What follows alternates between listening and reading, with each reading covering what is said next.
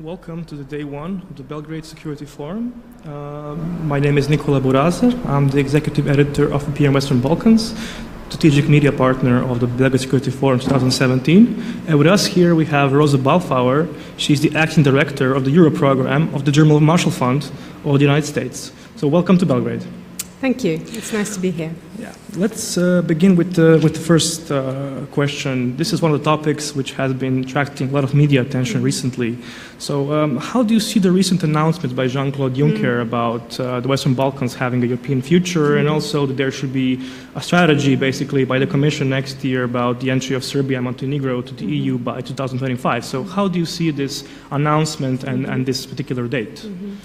Yeah, I wouldn't read too much into dates. I think the first political message is that back in 2014, Juncker was saying the EU is navel glazing, don't count on us to make commitments. And now he's saying, count on us to make commitments. We need to move out of our navel glazing and look beyond this. So that's really how it needs to be interpreted, a renewed commitment on part of the European Union. And I wouldn't really limit it just to Serbia and Montenegro. I would think of this more broadly. No one, aside from Juncker maybe mentioning these two countries, but no one else is really thinking about preferential tracks for certain countries as opposed to others. The Balkans still are part of Europe. They need to join the European Union, and the individual states will get there in their own time. Of course, with Serbia, there is the Kosovo issue, so making that sort of commitment is not very prudent on part of, making that sort of statement on part of Juncker is not very prudent, because Serbia needs to solve its relations with Kosovo before it can actually join the European Union.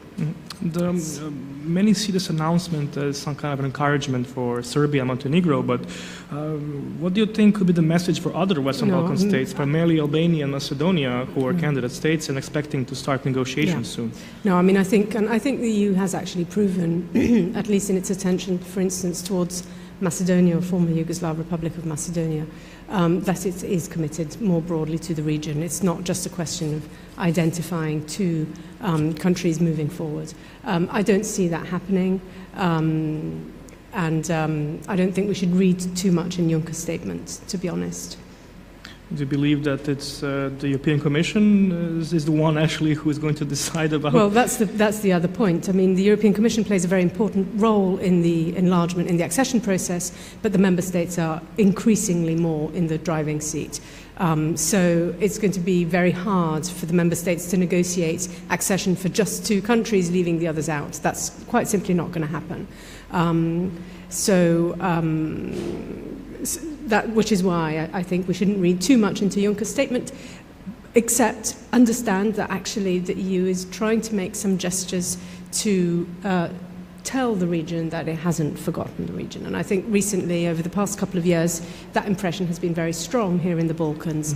And so the statement really needs to be interpreted as a diplomatic interest in the region, a commitment towards the region, and not so much as trying to put one country against the other. And there is also one interesting thing Juncker said. Basically, in his speech, he connected the issue of European enlargement with the question of stability in the European neighborhood, but also, well, circumstantial in the EU as well. Do you see that this particular link between stability and enlargement could have an impact on how is this enlargement going to actually look like, and what is going to be the priority of the EU when it comes to enlargement? And there has been a lot of mention about the so-called stabilitocracy lately by the European Union. So what do you think would be the consequence of this kind of approach? Do you believe there is this kind of approach by the EU? There has been a lot of criticism towards, shall we say, certain preferences of the European Union in past years, which have indicated a preference towards stability, and that will be there. It will always be there. The EU got engaged in the Balkans to stabilize the Balkans.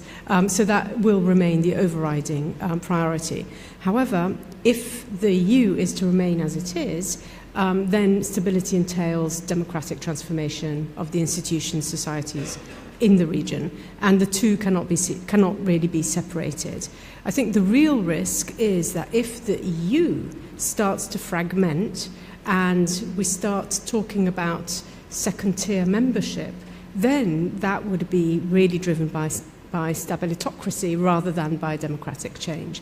But if the accession process is going to remain serious and credible, and if the EU is going to remain as it is, and that's a big if, then the accession process entails that democratic transformation. And it is actually in the interest of the EU to pursue this because unstable or undemocratic members of the EU are problem countries. And we're seeing this today with Hungary, with Poland, but also with other countries which have, for instance, big corruption problems. So I think we really need to see things in slightly more broader terms. It's not just about stability, but stability will continue to be a key interest of the EU. Mm-hmm.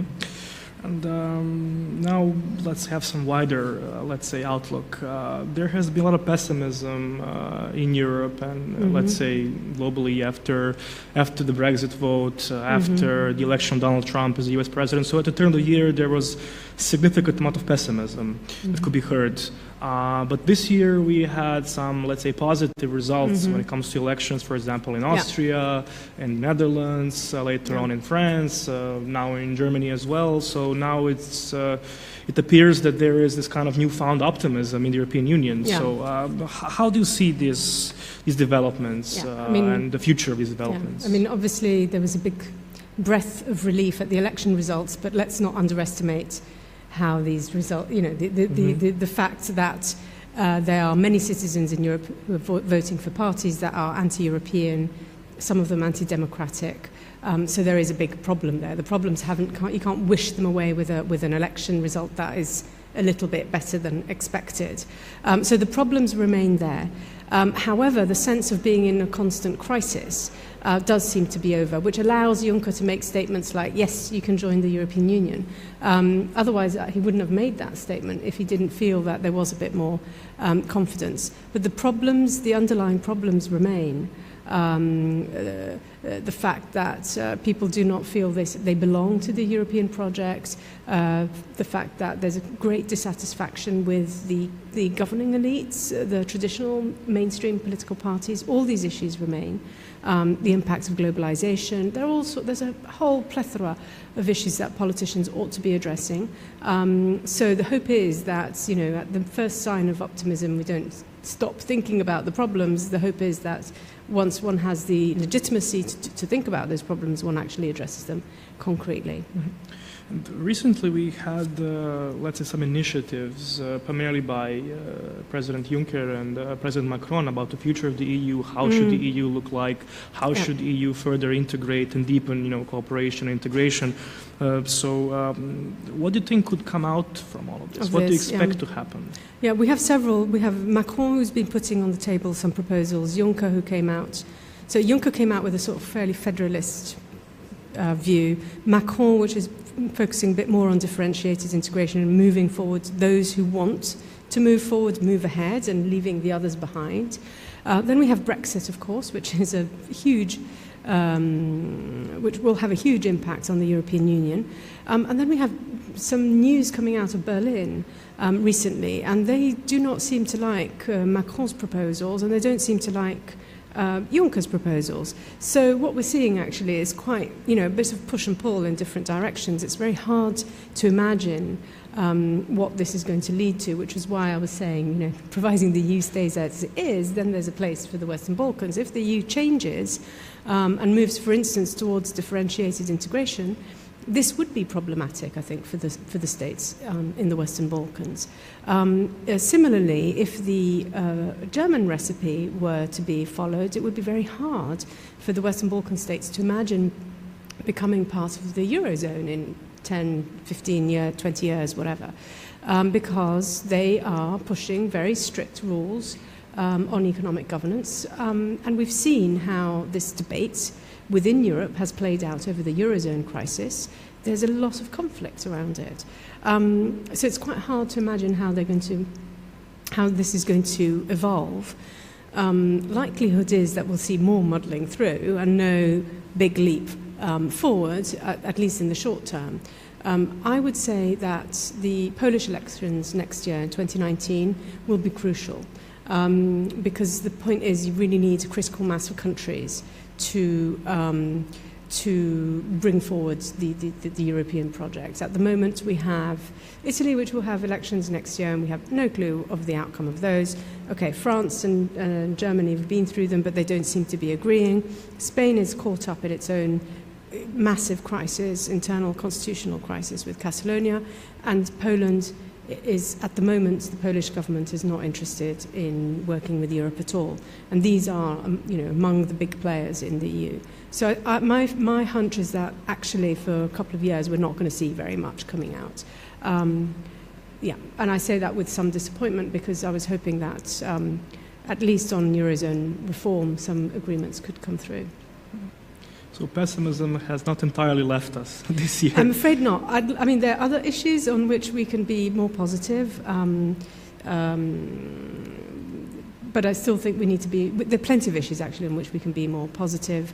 Public opinion, for instance, the indicators show that, yes, there is growing Euroscepticism, but there's also a commitment to the European project. And we've seen a lot of mobilization of citizens on key values and issues, which had not been seen before. It was the kind of silent majority who didn't feel the need to show support for certain values. Now people are beginning to show that. And this is a response to Trump, Brexit, the refugee influx, things going wrong. So, these are parallel tracks. But the politics are not brilliant yet. Okay.